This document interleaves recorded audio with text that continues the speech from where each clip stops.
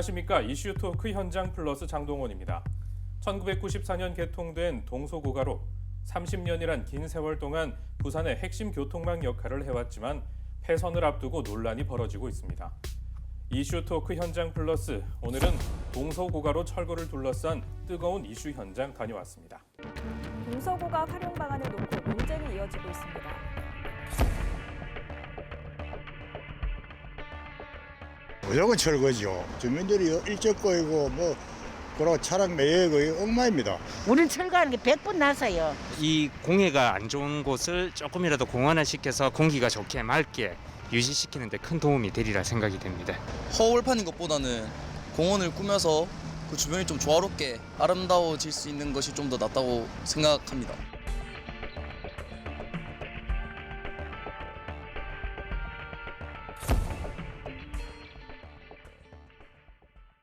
네, 현재 진행되고 있는 사상해운대간 대심도 건설 사업이 마무리되면 동서고가로는 기능을 잃게 됩니다.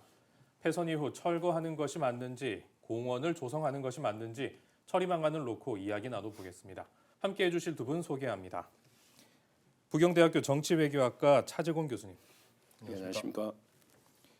부산대학교 건축학과 우신구 교수님. 네, 반갑습니다.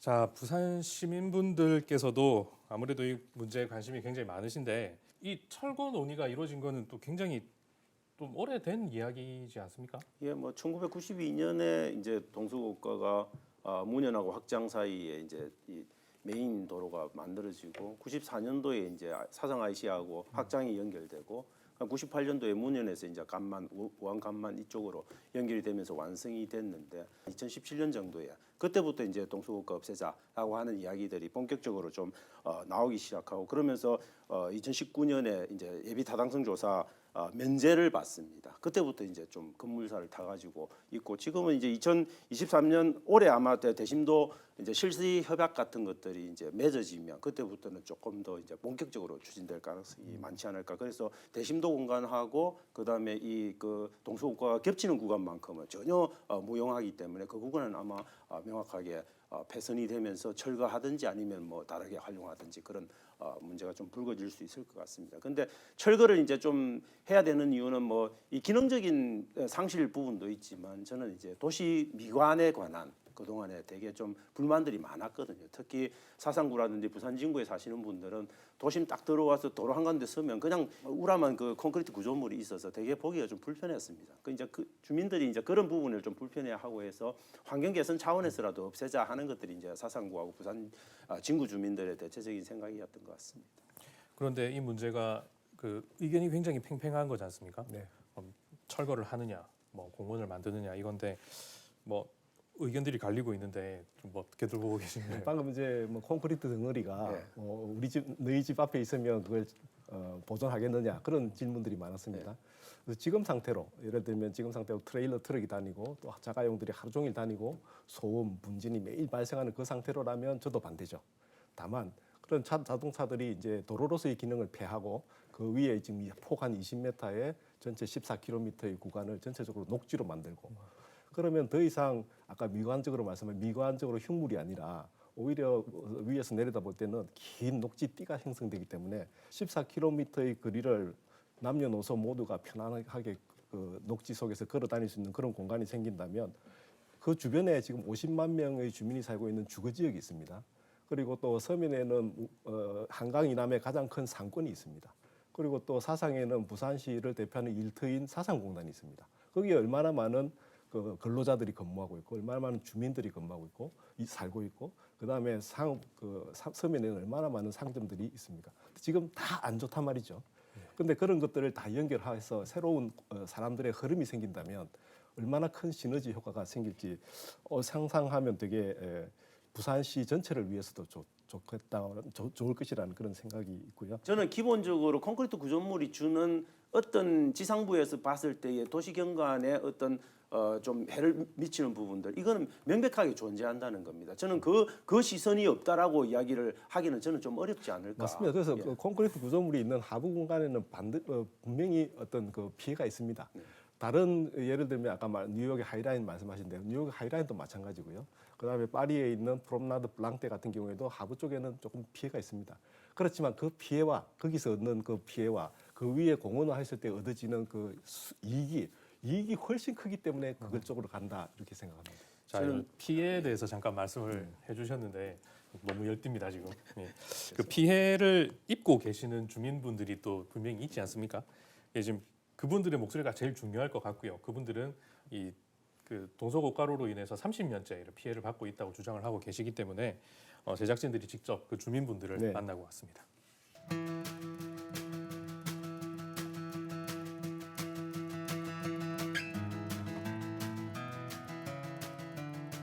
그때 당시로야 이 도로로서 순기능도 없잖아 많이 좀 있었지만은 지금은 주변 환경이 너무 많이 바뀌다 보니까 아예 없애서 도로와 이게 단절된 걸 연결시켜주는 그런 걸로 봤을 때는 그 동서고가로가 꼭 철거돼야 된다고 저는 생각을 합니다. 철거를 하게 됨으로써 지금 6차선이면은 6차선에서 1.5차선이 더 늘어나서 뭐 8차선이 될 수 있는 이런 과정이 됨으로써 교통 소통이 원활히 이루어질 수 있는 상황이 되겠지만은 저걸 그대로 두고 위에 공원화를 만들었을 때 아무 철거의 의미가 없는 겁니다. 탁 터 있는 거 하고 발이 있는 거 하고 또 소음이 또 발생하고 여기 하늘공원 몇 데서 뭐 그냥 조용하지는 않을 거거든요. 사람이 왔다 갔다 하면 또 그 소음도 생길 것이고 예산 문제도 발생할 것이고 그래서 재산권 문제도 사실은 뭐 좀 영향이 있죠.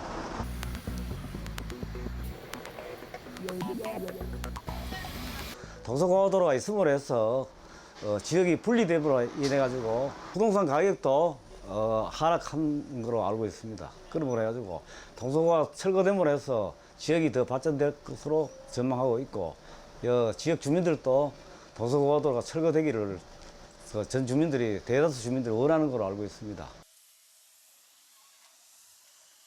동서고가도로가 주거 지역의 남쪽에 위치해 있습니다. 그러다 보니까 주거, 생활 환경, 소음 이런 부분에 있어서 많은 피해를 입고 있었죠. 동서고가도로를 아무리 공원화를 한다 하더라도 콘크리트 구조물을 벗어날 수가 없습니다.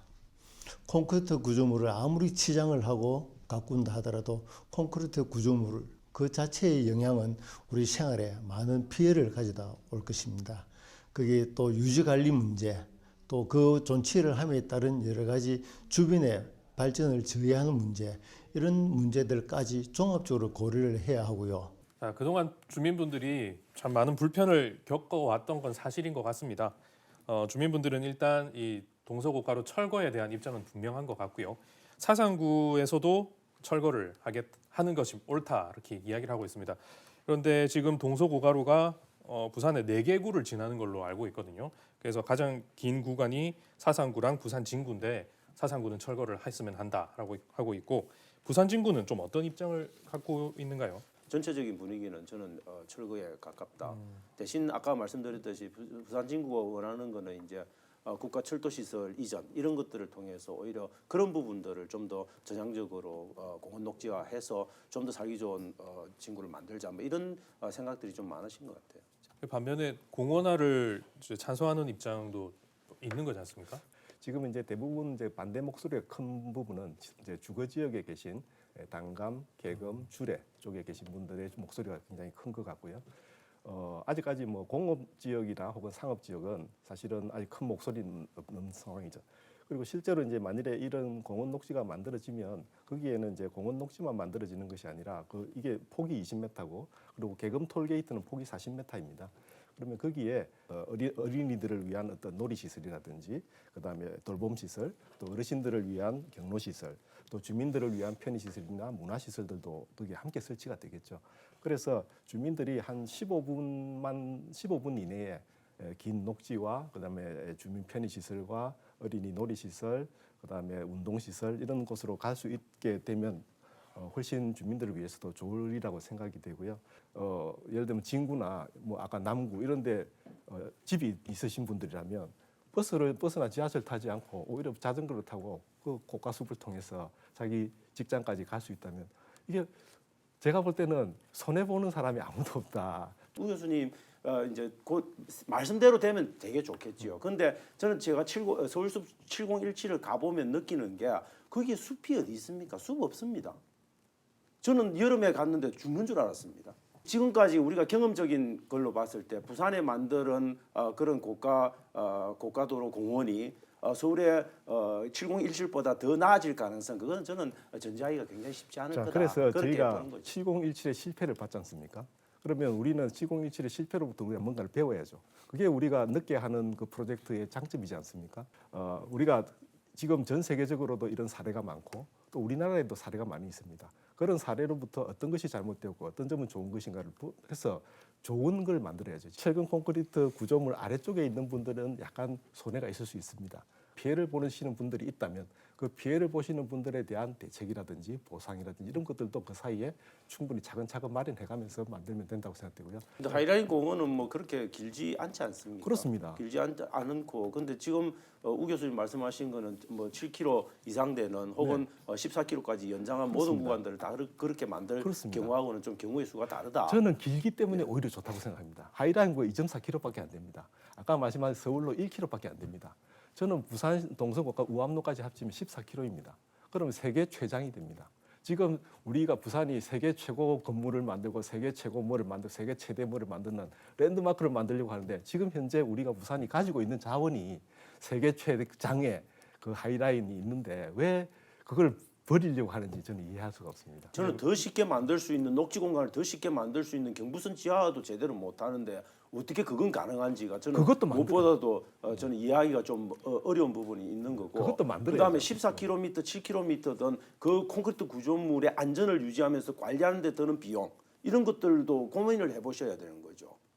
그 관리 비용이 사실 장난 아닙니다. 일본에 여러 가지 도시고속도로 있지 않습니까? 오사카에도 있고 도쿄에도 있고 그런 것들도 철거 방향으로 자꾸 잡아 나가는 이유는 그걸 관리하는 데 굉장히 많은 돈이 들어가기 때문에. 말씀하신 이제 일본 동경에 있는 수도고속도로가 지금 이제 지어진 그게 동경 올림픽 때 만들어졌거든요.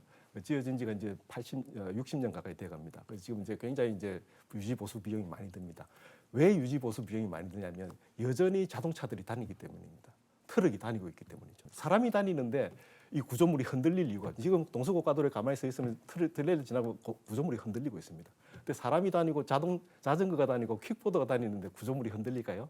저는 흔들리지 않다고 생각합니다. 팽팽합니다. 갈수록 갈수록 그렇긴 한데 자, 앞서서 이제 반대하는 주민들의 이야기를 한번 들어봤으면 지금은 이 공원화를 찬성하시는 분들 이야기를 또 한번 들어봐야 될 것 같거든요. 3월달에 관련한 포럼도 개최가 된 걸로 알고 있습니다. 그래서 녹지 보존 운동을 하고 있는 부산 그린 클러스터 측 이야기도 한번 들어봤습니다. 동서고가를 존치를 했을 경우에는 대단히 많은 기회 요인들이 저는 있고 네트워크 되거나 연계할 수 있는 도시 자원들이 무궁무진하거든요. 4차선 같으면은 그 안에 엄청나게 많은 것들을 가지고 집어넣을 수도 있어요. 근데 그 공간의 변신을 한번 생각해 보자는 것이죠. 물론 그 밑에 교각 아래 또 양옆으로 접하고 있는 지역 주민들로서는 수용하기 힘든 부분이 있을 거예요. 그런데 그것조차도 반전을 시켜보자 그런 것이죠. 그래서 많은 사람들이 여기 돼가지고 고민을 하고 또 다양한 아이디어들을 가지고 만들어낸다면은 지금 현재 막연하게 제기되고 있는 불안감이라든지 어떤 그 좀 분노 이런 것들은 많이 반감되지 않을까. 자, 앞서서 그 해외 사례를 조금씩 이야기를 했습니다. 뉴욕의 하이라인이라든지 파리의 프로메나드 블랑테를 이야기를 했는데 뭐 한번 다녀오신 적은 있으신가요? 네, 저는 아까 이런 하이라인의 그 시초가 그 파리에 있는 그 프로메나드 블랑테입니다. 이건 이제 1980년대에 프랑스 미테랑 대통령이 그랜드 프로젝트의 하나로 이제 만들었고요. 한 4km 정도 구간에 한 20년 정도 방치돼 있던 철도를 이제 공원으로 만들면서 특히 이제 파리의 경우에는 그 공원만 만든 것이 아니라 공원 주변에 있는 공간까지 합쳐서 협의 지구라 그래서 아파트를 같이 개발했습니다. 아파트 개발과 이 공원을 같이 만들었습니다. 그러면서 공원과 아파트가 붙어 있습니다. 어떤 경우에는 공원이 아파트를 통과하는 경우도 있습니다. 그래서 이제 지금도 이제 파리 시민들로부터 사랑받고 있는 공원이고요. 그다음에 아까 뉴욕 하이라인 말씀하셨지만 뭐 한 2.4km 정도 구간밖에 안 되는 짧은 거리인데 원래 방치되어 있고 이제 철거를 하려고 했지만 그 시민들 중에 이걸 남기자고 했고 공원으로 바뀌었고 지금은 연간 800만 명 이상의 관광객이 찾아오는 그런 곳이 되었습니다. 만들어지기 전에는 거의 슬럼이었습니다. 주변이. 왜냐하면 철길이었기 때문이죠. 그런데 지금 철길 숲으로 만들어진 지금 가보면 그 주변에 가게들이 생기고 있고요. 그다음에 새로운 건물들이 만들어지고 있고요. 아파트들이 재개발이 되고 있습니다. 제가 다녀본 모든 장소는 한 군데도 예외 없이 그 주변 지역이 과거와 비교할 수 없을 정도로 발전되어 가고 있습니다. 사람이 많이 오면 주변은 개발될 수밖에 없습니다. 그렇지 않습니까? 그러니까 한번 조금 그런 가능성들을 한번 열어놓고 한번 검토해보는 것도 좋다고 생각합니다. 저는 부산이 조금이라도 도시로서의 품격을 갖추기 위해서는 좀 가능하면 그런 자연주의 지향적인 형태로 좀 바뀌어야 되지 않을까. 그런 관점에서는 좀 우리가 인공적인 구조물들은 최소화하는 방향으로 도시의 미관을 재구조화하는 그런 차원에서 좀 접근이 좀 필요한데, 그런 관점에서 동서고가를 존치하자, 그걸 또 공원화하자라고 하는 거는 저는 전체 구간을 한다면 그거는 저는 제한적인 결과일 가능성이 매우 높고, 부분적으로 하는 거는 일부 찬성을 할 수도 있겠지만 저는 가능하면 그 폭은 좀 대단히 좀 줄여서 가야 된다. 뭐 이런 게 맞지 않을까. 네, 저는 전체가 이어질 때 14km의 전체가 이어질 때 가능성이 훨씬 크다라고 생각이 되고요. 왜냐하면 지금 낙동강에 보면 전국에서 자전거를 타고 오는 자전거 순례길이 있습니다. 근데 그게 어디서 끝나면 낙동강 하구원에서 끝납니다. 그 낙동강 하구원에서 그 많은 사람들이 자전거를 타고 와서 거기서 끝나면 어디로 가야 됩니까? 갈 데가 없는 거죠.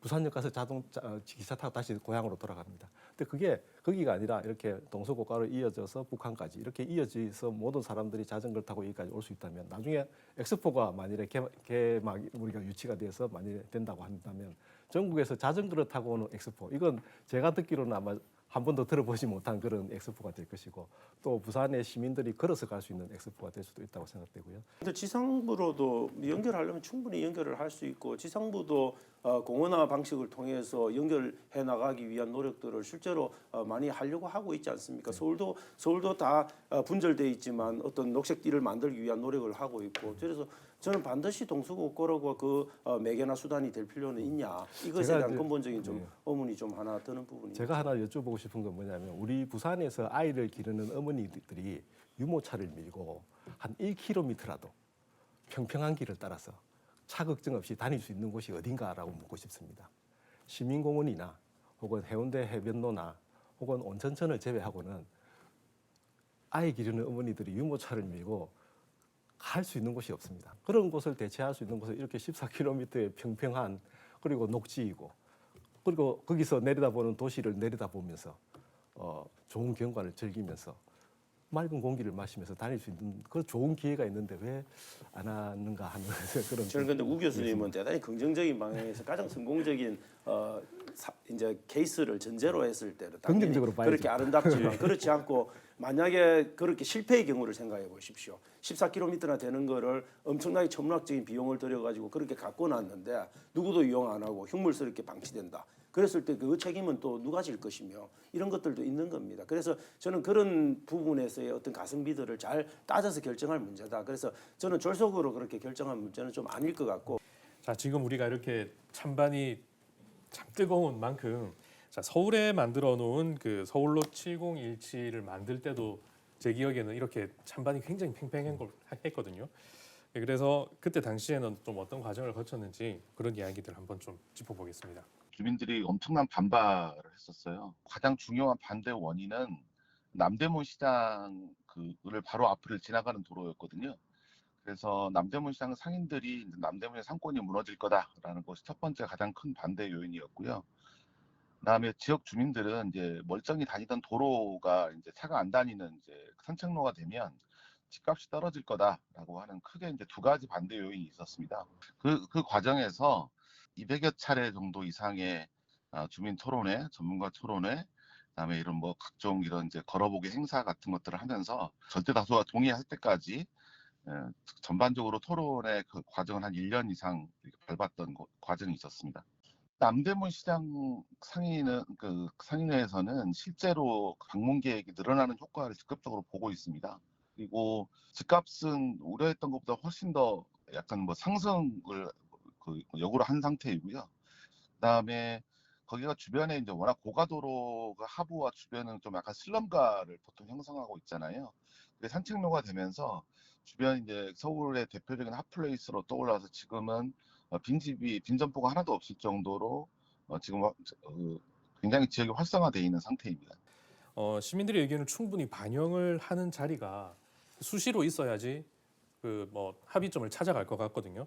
뭐 그런 점에 있어서는 좀 어떤 과정들이 앞으로 좀 이루어져야 저는 된다고 저희들이 예컨대 BRT 하면서 했던 어떤 공론화 모델 이런 것들, 그다음에 또 우리가 고리원전 관련해서 공론화 모델들이 이미 부산에는 두세 차례 경험이 있습니다. 그래서 저는 그런 공론화 모델이 갖고 있었던 많은 한계점들도 있었으니까 그런 것들을 좀 비판적으로 검토해가지고 좀 저장적으로 다시 설계해서 저는 그런 공론화 과정들을 좀 거치는 것들이 필요하다. 그래서 그런 것들은 이제 민과 관 뭐 다 또 공동으로 협력 체계를 통해서 거버넌스를 통해서 좀 해결해 나가면 되지 않을까 하는 생각. 저도 찬성이고요. 저는 제일 필요한 게 협의체라고 생각합니다. 그러니까 민, 관 그리고 뭐 지역에 관련된 그 단체 뭐 참여한 그런 협의체가 찬성하는 분 그리고 반대하시는 분 또 객관적인 입장에 계신 분들이 다 참여해서 지금부터 나중에 한 가지의 결론을 얻을 때까지 계속 모여서 장점도 단점도 똑같이 다른 나라의 사례든지 혹은 또 우리나라에 있는 여러 사례들도 같이 가서 서울로가 왜 잘못되었는지 혹은 뭐 광주 푸른길이나 경의선 숲길이 왜 잘 되고 있는지 뭐 이런 것들을 또 같이 보면서 좋은 방향으로 하나의 의견 합의안을 도출할 수 있으면 좋겠다.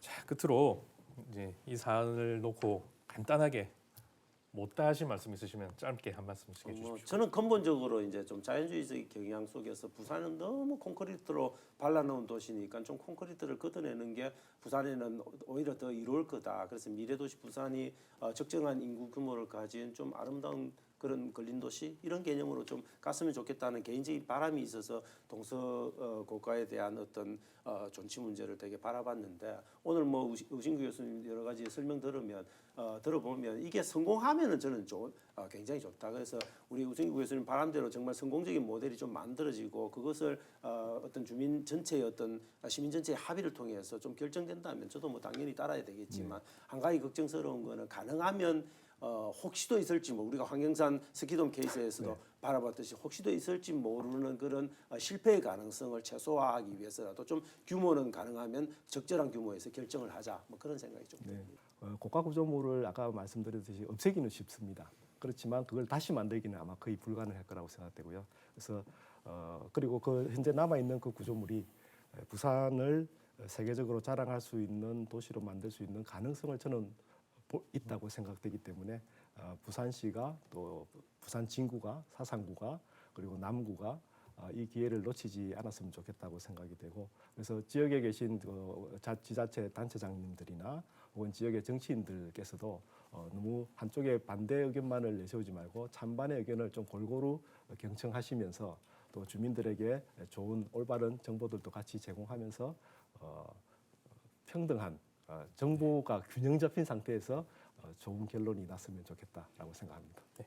자, 말씀을 들으면 들을수록 다행인 것은 함께 고민해볼 시간이 많이 남아 있다는 겁니다. 이번 시간이 서로의 생각에 귀 기울여보고 최선의 해답을 찾는 계기가 되었기를 바라봅니다. 이슈토크 현장 플러스 오늘은 여기까지입니다.